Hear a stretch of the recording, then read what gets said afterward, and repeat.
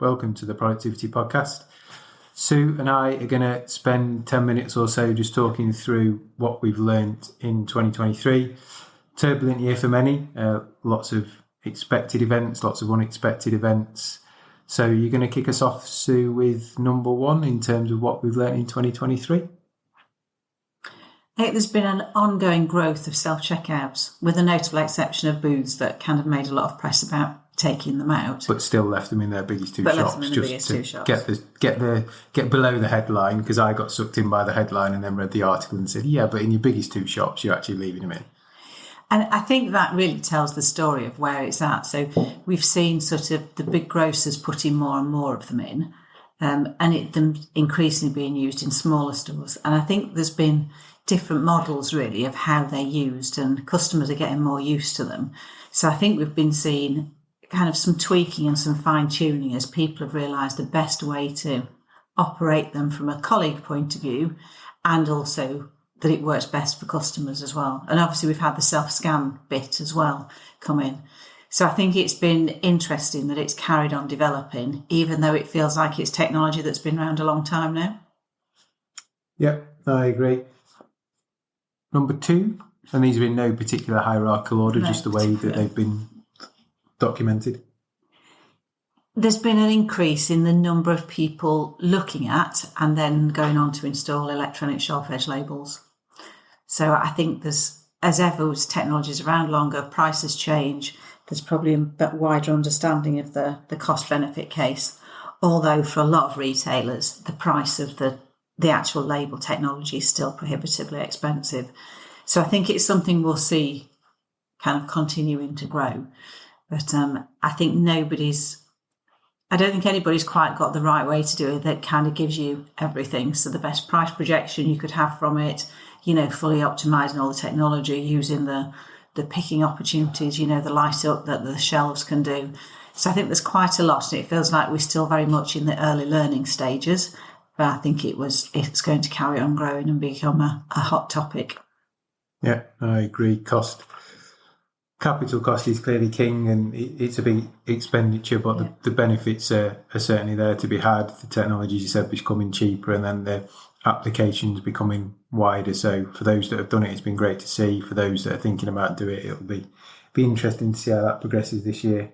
And the thing is, anybody that tries it, once store managers have got it, it's the last thing they'd want to give up as well. So store teams absolutely love it when they get it, and it does save a lot of work. It's the flip side of that is how much it costs to save that work, isn't it? Absolutely. Number three I've got on my list is AI automation. So clearly, 2023 was the rise of ChatGPT, Bard, all the other online portals that you can get to do whatever you want pretty much for you. We've seen that being kind of integrated into cars that are starting to be produced and other things.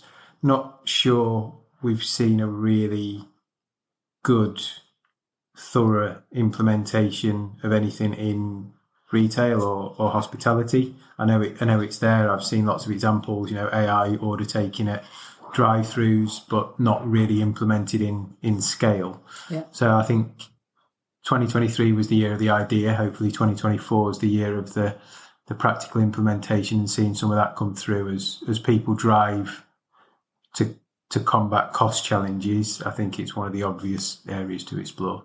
Yeah, and where there's been use of sort of AI, it hasn't been the generative AI. It's been more around how do you get useful insights and things out of big data sets. So I'm thinking, the likes of Tesco and Sainsbury's and Boots that have got loyalty schemes that have been running multiple years with millions of customers. They've been very good at getting commercial benefit from that data, and obviously how you use AI is part of that. It's big programs running in the background, digging through it all. But I don't think we've seen the use of the generative, certainly commercially, yet. No. Number five, I'd say, and again, these are in no particular order, shrink. So clearly last year, economic challenges across the world led to increased shrink, which has probably been combated by the fact that people are managing costs, so there's less people, and prices are going up, so things cost more. So a bit of a perfect storm. We've seen lots of pictures on LinkedIn and around social of things being locked up behind perspex screens, cameras being put in place. Exit gates have become commonplace now, even receipt checking in some places. Although it kind of didn't dawn on me yesterday, but every time I go shopping now, there's a security guard at the door and I walk out, I've pressed a button on the till saying I don't want a receipt. So I don't really know how those two interact if the alarm goes off, because we have to then go back and look at some journal or EPOS record to see what I did or didn't buy. So that feels a bit disconnected. But yeah, be interesting. Don't know any facts or figures whether that's reduced shrink, but kind of prohibited sales. Whether it's made a difference, because certainly the pain of trying to buy something that's locked up when organisations have less people on the floor becomes more apparent in this kind of climate. Yeah. Very interesting as well, the rise of kind of more body cams being rolled out for safety reasons as well. So again, that goes with the fact where you've got fewer people. I mean, particularly convenience retail, where you're open trading late hours and, not many people across a large space. Anything that helps protect people in those circumstances is a bonus, isn't it? Absolutely.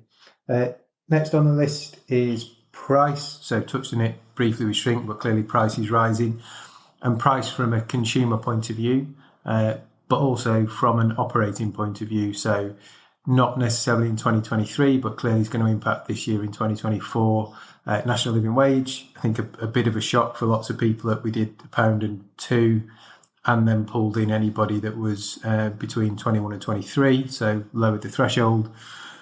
For those that pay above it, great. It kind of narrows the gap. So if you're going to maintain that differential, it's going to still cost you. For those that are on it, I think it really knocked some people's short-term plans and created a hole in their budgets for this year, which again will be interesting to see how that plays out when everybody was striving for efficiencies and cost anyway, but also may impact years 2 and 3 as we have a potential change of government, which may means we go a bit quicker towards £15. And if you've had to pull stuff forward into 2024, how does that leave your 2025 and 2026 plans? So operating costs clearly a challenge, but again, on the consumer side, we've seen other prices significantly increase, and with no, probably other than notably petrol, sign of it coming back down. Yeah. And I think pricing workload in stores, I'd be interested to see if there's been a higher number of price changes going through, because my perception is that retailers are having to be clever about which prices they put up and which prices they don't put down. And you almost see as many headlines about prices being held down or reduced down to match somebody else as you do as regarding inflation, for food in particular. So I just wonder how much more price changes store teams are having to complete just to keep that, the margin protected and keeping up with what everybody else is doing. There just seems a lot more fluidity around price. Which clearly, if you have electronic shelf edge labels, is not a problem at all, because it's at the push of a couple of buttons and templates. I think the final two, stock. So we saw huge swathes of stock holding allocations in kind of pandemic and post this 2023. We've seen that decline somewhat, and then as we head into 2024, we've got people sailing a long way around Africa and things. So I would expect that pushes price and even potentially more stock it. And the one we'll finish on before we share kind of the plans for the podcast for this year 2024 is structure.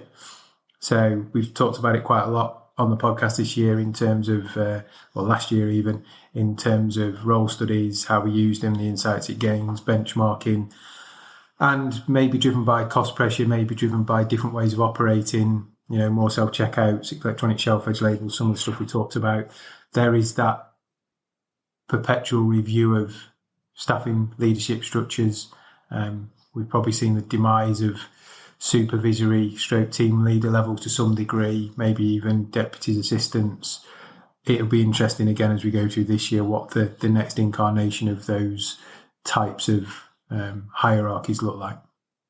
And I think it's interesting. I don't think it's purely a commercial thing that people are looking to cut costs. I think that can be part of it in some instances. But the reality is it can be really difficult to get enough good people. So when you're looking at your leadership roles, you have to make sure that you're deploying them in the right way that supports delivery of whatever it is that your business wants to deliver. And you kind of can't afford to have too many because you just can't get enough good people to fulfill those roles and stay in them. So, there's lots of drivers for that being the way it is. Yeah, and it's really encouraging that people are starting to make those decisions using fact-based data rather than kind of emotional data, because sometimes the facts support what you think. Sometimes there's a completely different narrative in there, as we talked through in previous pods. Yeah. So plans for podcast 2024. We've got some exciting mini-series planned. We've got some amazing guests planned in.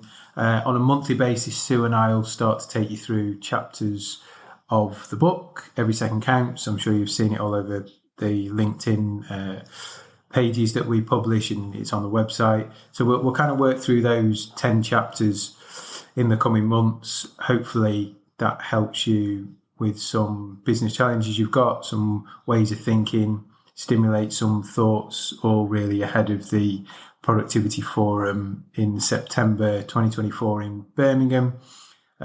Lots and lots of people registered. Places are really filling up. So again, if you've not registered and you want to come along, get onto the website, get your place secured, because the lineup's looking good. Not announcing any speakers as yet, but the lineup's looking good for 2024. It seems funny to be talking about September when we're in the middle of a bit of a cold spell. It seems hard to think ahead to the summer, doesn't it? And beyond. Yeah, we'll get there. Anyway, thanks for listening, and we'll see you on the next episode.